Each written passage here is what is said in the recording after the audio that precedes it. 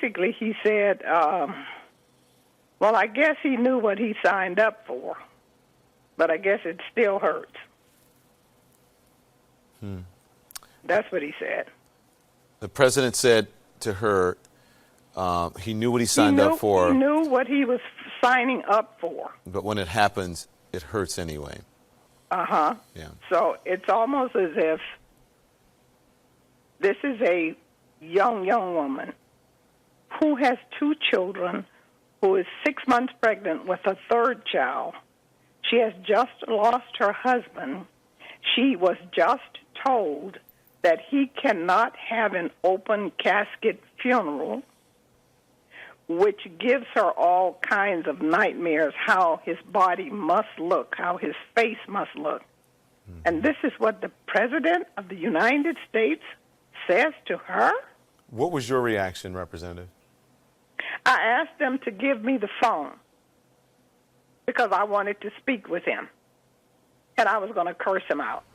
The response from the White House is basically that the president, here I have it in front of me now, the president's conversations with the families of American heroes who have made the ultimate sacrifice are private.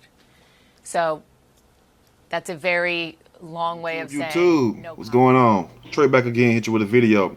And this video is about none other than the Donald Orange Cheeto Trump.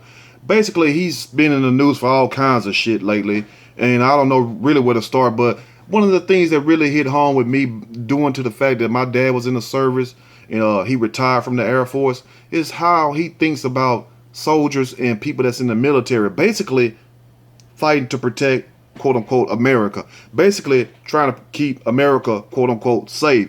And how dare him sit up here and tell a fallen soldier's widow that he knew what he signed up for. That's just like my dad flying in a F-16 or F-15 or whatever, these Hornets or whatever what they used to have, and pretty much gets killed and come back and tell my mama, well, he knew what he signed up for. He was flying high and he died fast, or some shit like that. You know, like a basic insult. So that's what the story is right now. When you have this huge headline of Trump telling a fallen soldier, widow, that the man knew what he was signing up for. So I'm finna read this snippet and I will give my opinion surely as we go. President Donald Trump is facing criticism after telling the widow of a U.S. soldier he knew what he signed up for in a call he made Tuesday, as described by a Florida congresswoman who was with the woman at the time. Representative Frederica Wilson said she was with Maisha Johnson in a car headed to Miami International Airport Tuesday afternoon to meet the body of Johnson's late husband, Sergeant LaDavid T. Johnson, 25, when the president called. Young man gone, lost his life. Wilson said she heard part of the conversation on the speakerphone. In an interview with CNN Tuesday night, the Democrat Congresswoman said of Trump's comment about Sergeant Johnson, basically he said, well, I guess he knew what he signed up for, but I guess it still hurt. That's what he said. And that's the saddest thing that you could say to somebody, and you being the president. But Trump shows us he clearly don't give a damn. And most of all, he shows us he don't know what the hell he's doing. So I'm not surprised about anything that come out this man's mouth. And let me tell you something. If it wasn't for Hillary Clinton being in all this bullshit scandals and emails and all kinds of stuff, Benghazi or whatever with the secret servers or whatever, she would have won if it wasn't for that, because they had to have somebody like Hillary to run against Trump. You know, notice how they did the whole thing. That's how we winded up with Trump, because Trump couldn't have run against, hell, he couldn't even run against Joe Biden. He couldn't even run against John McCain and became president. But they had to put Hillary there. And notice how they did Hillary toward the end. That's when they bring out everything on Hillary. And everybody like, oh, no, Trump. That's how Trump get elected in there. Basically play a mind game with all of us. When asked by ABC Miami affiliate WPLG if she was sure that is what she had heard Trump say, Wilson reported, yeah. He said that to me, that is something that you can say in a conversation. But you shouldn't say that to a grieving widow. And everyone knows when you go to war, you could possibly not come back alive. But you don't remind a grieving widow of that. That's so insensitive. And that's what ABC Miami affiliate WPLG had stated also. And David Johnson was killed earlier this month in Niger when he was ambushed by militants believed to be linked to ISIS. His pregnant widow, broke down in tears, hugging his casket on Tuesday as it was unloaded from the airplane. Wilson told WPLG, "Now, I didn't hear the entire conversation, but when I tried to find out what the entire conversation was, she just said, I can't remember anything. I can't remember everything that he said, but that stood out in everyone's heart on the call. You don't say that. He is the president of the United States. This is a soldier who gave his life for his country, and he sees how his country feels about him right now. He is a hero in our minds, in our community's minds. That is an insult to the entire Miami Gardens community, and to the time, and also to the entire military force itself. Whether you're in the Army, Navy, Marines, Air Force, or what have you, Navy SEALs, Delta, whatever, it's still an insult to all of you all. You know, this man really showing how he really feel. To our entire District 24, to Miami-Dade County, and to this nation, and I hope he did not suffer. Say that, well, not suffer, and I hope he did not say that to the other 3 families that he called. So he had called 3 other families. So you already had several other people that was died that had got killed in this attack. But also, the full context of the president's comment, as described by Wilson, is not known, and the White House is declining to comment on the remarks that are being attributed to Trump.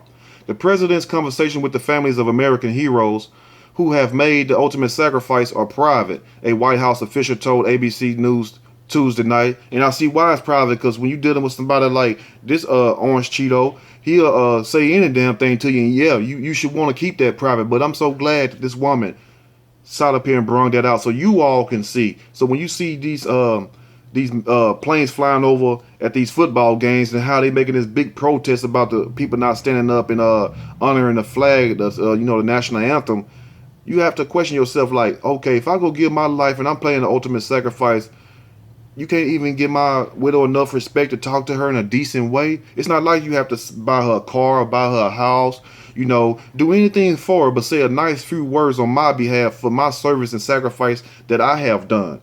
And no man, Trump couldn't even do that. That's why I don't understand. That's free, just to speak out your mouth. It's not like he had to come and go in his pocket, which his pockets are deep. I don't understand that. So that goes to show you what this guy really is. Now, the controversy comes just a day after Trump criticized former President Barack Obama for not always reaching out to the families of fallen soldiers. Trump was asked why hadn't he reached out to the families of victims of the Niger attack, and he responded by criticizing former presidents. So instead of him talking about the discussion for as the stuff that's going on over there, he decides to bash Barack Obama. And Barack Obama been out of office for a while now. If you look at President Barack Obama and other presidents, most of them didn't make calls. It's Trump talking now. A lot of them didn't make calls. I like to call when it's appropriate. When I think I am able to do it, Trump said on Monday. They have made the ultimate sacrifice. So generally, I would say that I like to call. I'm going to be calling them. I want a little time to pass. I'm going to be calling them. How much time need to pass?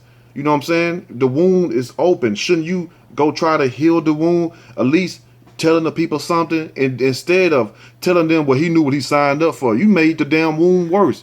That's just like if you have a sore on your leg, and the doctor comes in there, instead of him, putting ointment on it, putting medication on it, he decides to take a razor blade and just cut it wide open, make it even worse. That's basically what he has done. And I don't understand that. I do not really understand that. What could give this man the nerve, the audacity to do the things he do and say the things he say, just like when he went over there to Puerto Rico, instead of bringing real aid and real help, he decides to get his Jim Jones on balling, throwing paper towels into the audience like he's shooting jump shots and everybody going crazy for it. They should have been chunking them damn paper towels right back at them. We can't eat these damn paper towels. True, we need some of these paper towels, to wipe out butts and wipe up some of this water, but we need some damn food down here. Where that food at? So this goes to show you that this guy clearly do not give a damn about the people like he says he does. And he's just a puppet. He's a stooge. He's there for entertainment because Americans love to be entertained. And are you not entertained? That's basically what this is. It's a soap opera. Every day you wake up, you can guarantee you're going to be entertained with something. It's going to be something, some foolishness, some kind of way. And this is just keep the ball rolling, while we never get to the real issues, while we never discuss why there's wars, even though people that's educated and in the know why there's wars. It's not for the reasons you think there are. So when you think you're going to go do a good deed, you're really not. You're really not. Because let me tell you something. What we need to be more concerned about is helping our own nation instead of going trying to destroy other nations, talking about it's going to liberate us. No, it's not. You don't kill somebody else unless they're trying to kill you.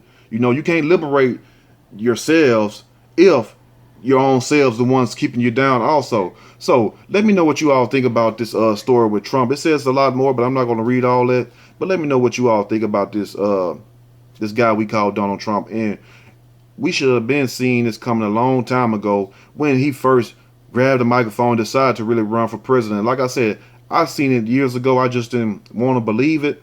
But the more he opened his mouth, the more I really see that he don't give a damn.